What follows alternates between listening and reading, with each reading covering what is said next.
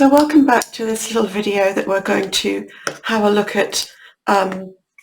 Really it's about shading, but I'm using a little pencil sketch that it's just pencils, just to show you what you can do with your pencil. So I've still got a HB pencil, that's the hard pencil, remember, and I've got a 2B and a 3B, I think, but you could have a 4 or a 5B. You can have quite a soft pencil because you're going to really go to town on the shading in this. Remember, it was based on this, which is a little pencil and watercolour sketch, but the actual little layout of the sketch is based on this, just to show you that. And so last time we had just laid out something like this, and we had put a little bit of shading here, to dark shading, and we started to put some things in. But what I want to show you now is really how to go about the shading. So the light is coming from here. That's quite a good thing to do if you want to do a shaded drawing, just with pencils, or you could do it with charcoal or whatever, but black and white. You know, decide where the light is coming. If the light is coming from this direction, from here, or it could be coming from the other side, it means that everything on this side, on this edge, and on this edge will be a little bit lighter, and we can really darken up this side. It helps to produce a bit of three-dimensional effect. But just try that, see how you get on as you're trying a sketch. This up here, I'm going to show you, sort of bring that down. That is the most important thing here. That is a grading. So you do a mark that's as light as you can possibly do, and one that's as dark as you can possibly do, using hand pressure and maybe using the different pencils. And so we don't want to do, one of the main things that people do in class is they get their drawing laid out, you know, get the outline, which is really what I've got here, a nice outline, get the object that they want to draw. It could be anything, it could be a vase and an apple or some fruit or still life, whatever it is. And then they'll put one level of shading somewhere. Well, to get a real three-dimensional effect, to really get down this, you need to have gradings. I would say, if you've not done this before, start with at least 4, but really ideally up to 6, and then maybe many more than that. Excuse me, when you look at other artists' work. And the more contrast you have in the shadings, the more dimension and the more life you'll bring to that pencil sketch. Think of a TV, the old TVs, where we used to turn up the contrast, or in anything where you can turn up and down the contrast. You can get something that doesn't have a lot of contrast. It has a couple of shades, and when you turn up the contrast high, you start to see things a little bit more clearly. So it's getting a balance with that contrast. That's what we're interpreting into a picture. So I've got this pencil here now, which is a 3B, I think. So I'm going to go back. I can go back here and start putting in some nice dark shading on this side of this tree. I'm putting some here because it's inside, so it will be dark. And this side here, and this side here. And also what I'm doing, if you remember on the last vid, I think I showed you, is I'm using the flat piece. This takes a little bit of practice, can be a little bit annoying, but don't give up on it. So mostly we use the pencil tip, or you might bend it and use a little bit of the tip. But this really is the whole wooden exposed bit here, flat onto the surface, if you can see that, flat onto the surface, and you will get a different mark. You'll get this kind of mark. Can you see that? Totally different from this mark here, which is the edge, the tip of the pencil. So that doesn't always work for people immediately. You have to be a bit patient. And when we do some physical classes or some more in detailed videos, I can guide you through that. But people think they haven't quite managed it. But unless it's hurting your hand, if it's hurting you, don't do it. But otherwise, if you can hold that and hold the pressure, I'll do it in this little A board here, you will get a different kind of shading that goes on immediately. Of course, you can shade with the tip as well. I'll shade with the tip as well if I want some acute shading in the corner. But on the edge, it gives you a really quick way of getting across things. The other thing to mention is things that are in the foreground, which will be nearer to the bottom of your page. These things are a bit further away and a bit further away. The things that are nearer, we tend to be able to focus on, so they will be a bit more acute. They will be a bit more sharper to our eye. I've got a little sort of stone seat here that people sit on in this pub, And I've got some figures of people sitting. So I'm just using my soft pencil again. I'm just going to put that round there. And you can do just a circle for a head and like a little sort of curved rectangle. You can put that head at one side because they'll probably be talking to each other. They're sitting down and someone might have a glass in their hand. And we can really do it literally like that, putting little blobs, technical word, an outline there. The other good tip is when you're doing a building or anything that's got a really proper, I call it a straight line, needs to be horizontal or vertical. It's not a cheat to do this with a ruler because you can get this end here. Can you see that I can line that completely up with the paper and get an accurate right angle? That's your right angle. So when I rule this line, it's going to be straight. And with something like a roof, I wouldn't recommend you use it a lot in your picture, just use your hand and guess things.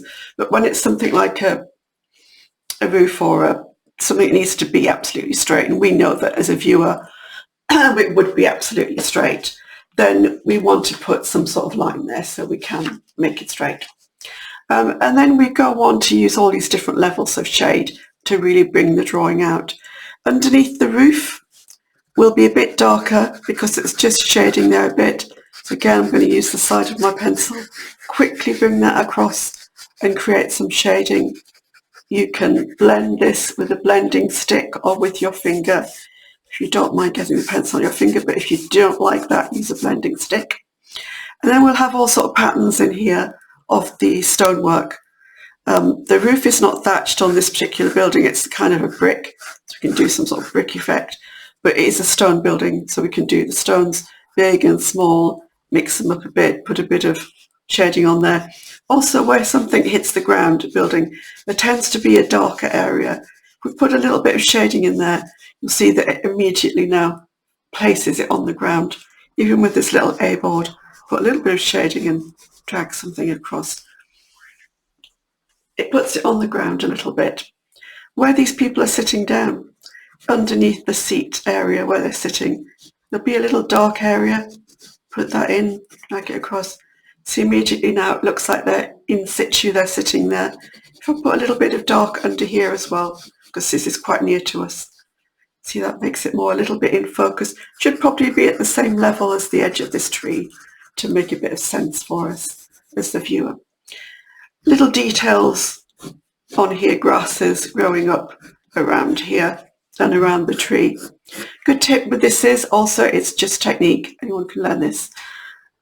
The tip of your pencil, you take his and you release it.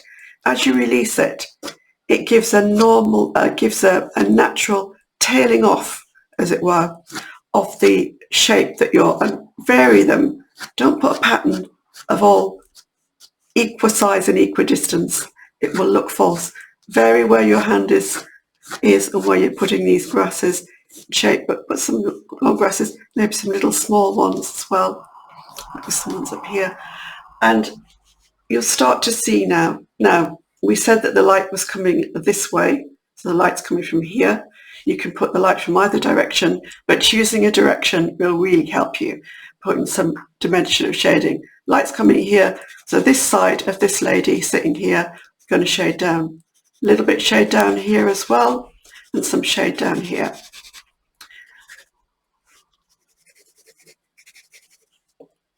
You can see that that again brings them forward, but also just gives them a bit of dimension.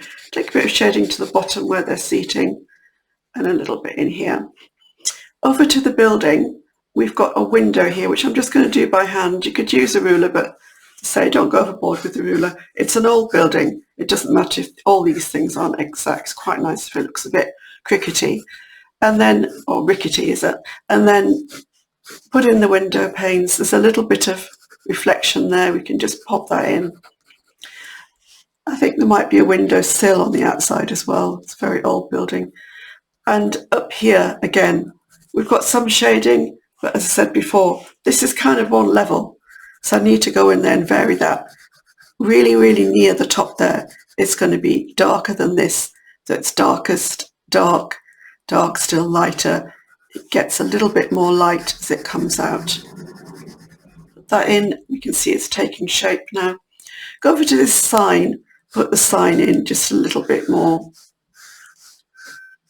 Let's just put pub. Could be anywhere, but you can have fun with that, making the design. You know, they have these wrought iron things going on. You can make something really nice with that. But back to the shading. So this bit of the tree is going behind this bit.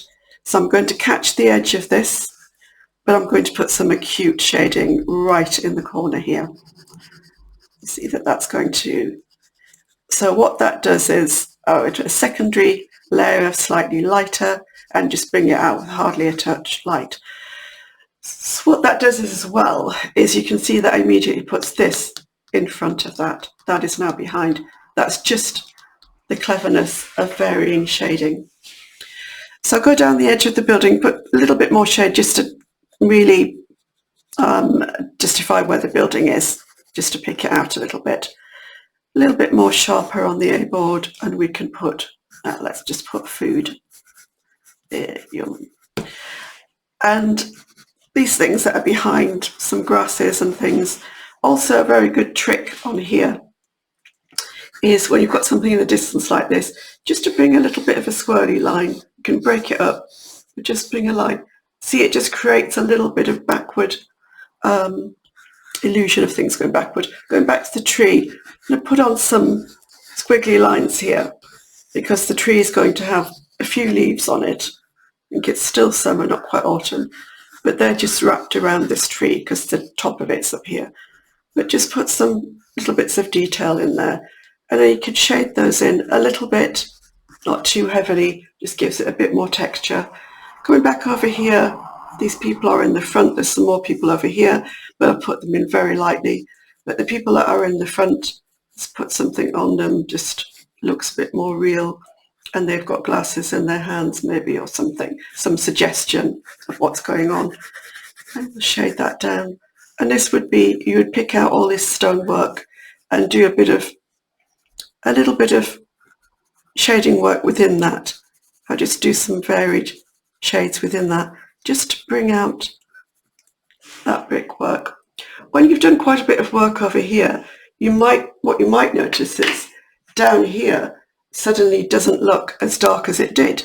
So that's, again, when you go back and forth, I'd have to go back then, because can you see this is kind of matched up now. So I go back to this, where I've got my dark shading here. I'm just using, I think, a 3B. You could use a 4B, putting a bit of pressure. But I'm just, not everywhere, but just to bring them so that they do look like they're in the front. There's a little bit of dark under here because they're acutely in front of us. Let's have a little bit more shade. A bit more of a darker version of this graph. So I'm right up here now. Very, very dark. I'll just pick that out and a little bit more for the tree. And there'd be things here and stuff going on. But that's probably enough to show you in this little mini vid how you would progress this. So have a look at this, look at it a few times, and really notice this. This is the important thing, to put some shading into your drawings and then go back and forth to the back to the front to really see where you need to up the shade, but not just shading everything black. You know, these are lighter parts, so you shade it where you need to. But using that rule of this is the dark edge. I know I've picked our dark out here, but I can darken this side a bit more. So we can take a bit off there and just make sure that we have the darker shade somewhere on here, so it brings these people forward. So we still have quite a bit of shade on here when we bring this drawing up, but it won't be the level to here. This will stay quite dark, and that is how you create your dimension in a very quick lesson. Thank you. See you later.